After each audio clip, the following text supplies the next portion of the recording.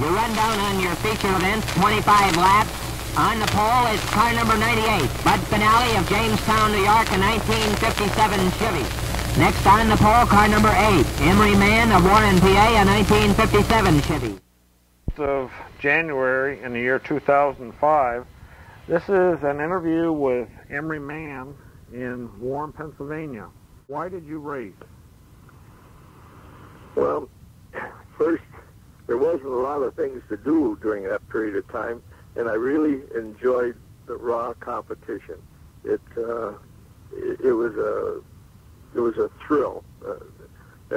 Even a heat race, a short heat race, it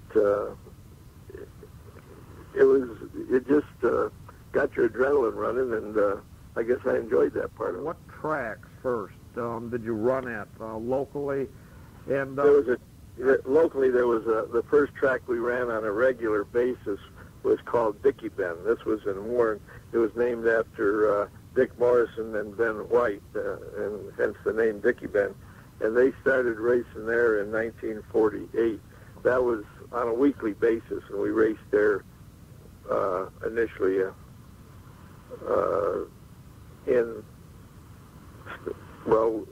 we won the first race they ever ran there, so I guess that hooked us probably. There you go, in 1948 then. Okay. Yeah, and I heard about this race at Williams Grove, and so I called my guys back in Warren. I said, bring the car down, we'll get down there and race. I had about half the 28th Division out there for a cheering section that night. That's great. And it was a USAC race, which they were kind of toying with labels at that time. I think that quite a lot of the drivers, it was kind of like reading Who's Who. As I remember, Sam Hanks and Dick Grassman, and I can't remember all, but the real name drivers had just come back from running Le Mans. Okay. And they raced there, and we set a track record that night. It's funny, we made the shift. I don't know if you remember, but in the early NASCAR days, they had a vice president called John Markham. No, that name doesn't ring a bell. And him and Bill France got to arguing, and they split up, and Markham went out and he started MARC, Midwest Association of Race Cars, a takeoff on his name, which ended up being ARCA Racing. Okay. But we elected to run with Markham. Markham was he's a guy that's bigger than life. He was, I remember the first race we ran was in Birmingham, Alabama, and we flat-towed them in those days, you know. Yeah. And so it took us 24 hours to drive there. We got there about 7 o'clock in the morning, and we slept in the car until that was at a fairgrounds. They opened it up, and we went in, and it was, as I remember, I think it was a 250-mile race on a half-mile track. Okay. And of course, yeah, that was our first experience with pit stops. You know, we never run a race long before you had to go in and get gasoline and tires and stuff. And I remember we went in and I was running third, I think, and we went in and we got gasoline and stuff at about 220 miles, and we figured that then we could finish the race, you know.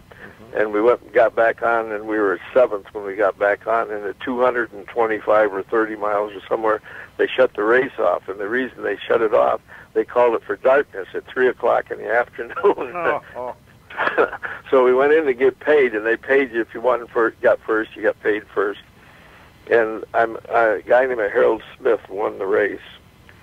And John is sitting there, and he had that Southern talk, and he said, "Now let's see, son. You won so much money. How much are you going to pay us on the tires?" And when I come in 7th, I was the first guy to get all the money coming that I had coming. He owned half or all of the race cars. He owned the tires. He owned the engines. He owned everything. Unreal.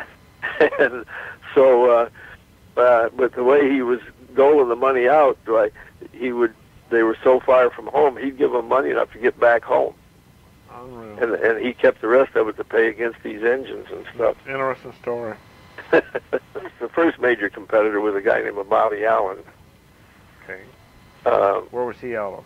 He was from Wattsburg, New York. Okay.